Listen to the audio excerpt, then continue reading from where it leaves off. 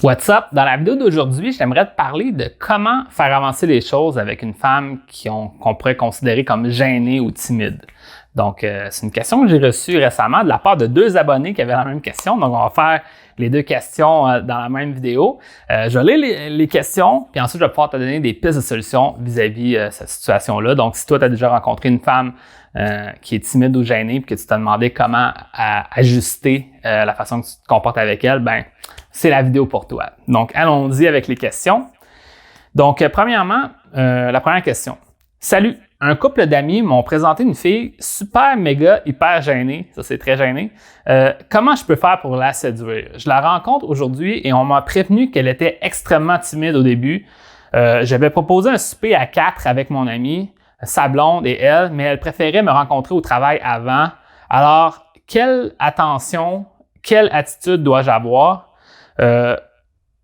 Et comment faire pour séduire une personne avec une carapace de timidité aussi grande? Pour les gars, te donner des trucs quand on est timide, c'est des choses que... Pour les gars, t'as déjà donné des trucs quand on est timide. T'sais, évidemment, c'est souvent ça les conseils que je donne quand un homme est timide. Mais j'ai jamais vu le contraire. T'sais. Comment séduire une femme très timide et gênée? C'est peut-être moi qui est trop nouveau. Non, je n'ai pas fait de vidéo encore sur ça. Si tu peux me répondre à ça, que ce soit en vidéo ou par email, blablabla, etc. Merci, à plus. Bon, excellent. Deuxième question. Salut les gars, avez-vous des conseils pour cruiser une femme super, méga, hyper, ultra gênée? C'est quand même drôle, ils ont comme fait, tous les deux ont fait la même chose. Je sais que prendre les initiatives et le temps va de soi, mais ça, c'est comme dans tout. Donc, voilà, question. Donc, dans le fond, comment faire? Comment procéder quand que tu sais que cette femme-là est gênée? T'sais? Puis moi, la façon que je vois les choses, c'est... ça va peut-être terminer la vidéo pour toi. Là. Dans le fond, c'est pas vraiment tant différent que ça que de rencontrer une femme qui serait moins gênée ou plus gênée. Toi, ce que tu as à faire, c'est ce que tu as à faire. Donc, faire progresser les choses, faire avancer les choses.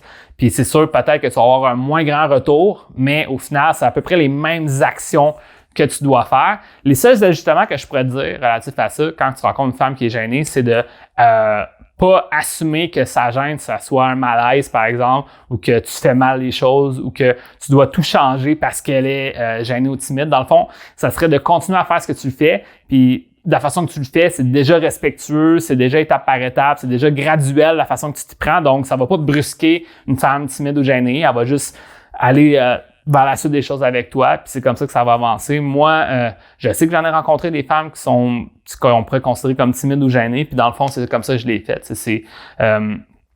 C'est d'avoir un vrai rendez-vous. Là, l'histoire, là, juste pour répondre, l'histoire de faire des trucs entre amis pour pas trop la gêner aussi ou ça. Moi, je pense que c'est peut-être même moins gênant d'aller seul à seul pour un rendez-vous romantique que introduire des amis dans le mix qui vont peut-être lui forcer à faire des trucs aussi ou ça. Nanana.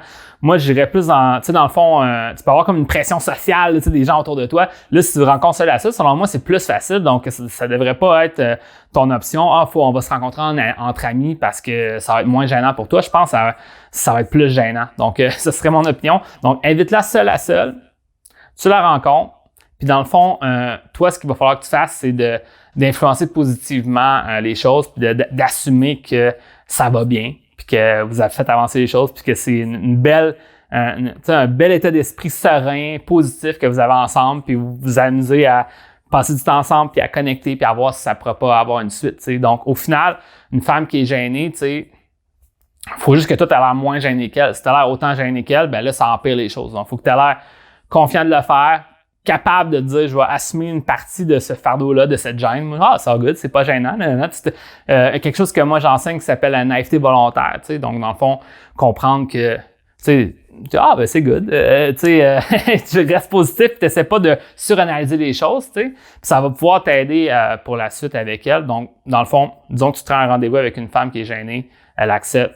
Parfait, vous allez rendez-vous ensemble. Puis, souvent, peut-être que le problème d'un homme qui rencontre une femme gênée, c'est d'avoir peur qu'elle ne va rien dire. Puis là, moi, il va falloir que je parle tout le rendez-vous. Au final, il y a moyen que tout ça, il faudrait que tu travailles à être capable de parler tout ça sur le rendez-vous. Mais en même temps, une conversation, ça peut aller dans 2 sens. Puis elle peut peut-être moins contribuer que d'autres femmes, mais elles vont contribuer autant. Ils vont tu vas dire quelque chose, puis elle va faire un commentaire. Peut-être que ça va être pas le genre de personne qui va se dévoiler avec des longues anecdotes, mais elle va peut-être raconter quelques détails, puis that's it, tu sais. Puis au final, tant que vous avez une bonne entente l'un envers l'autre sur le rendez-vous, ben vous continuez à connecter ensemble, tu sais. Je sais pas comment est-ce que je veux dire. Donc, dans le fond, exemple, là, je donne un exemple typique. Là, tu lui poses une question de qu'est-ce qu'elle fait dans la vie, puis elle dit « Ah, je suis infirmière, disons, parce qu'elle aime ça s'occuper des gens. » Mais elle dit « Je suis infirmière. » Puis là, t'es « Ah, OK, cool, t'es infirmière. » Fait que tu dois... Est-ce que depuis ta jeunesse, t'aimes ça t'occuper des gens? Elle répond « Oui. » « Ah, ben c'est nice, ça. » Puis là, tu peux continuer la conversation. T'es pas obligé de lui demander de « Ah ouais, donne-moi plus d'informations. T'es bien gêné, t'es bien timide, pourquoi tu racontes pas? » Non, c'est pas ça. Tu fais juste...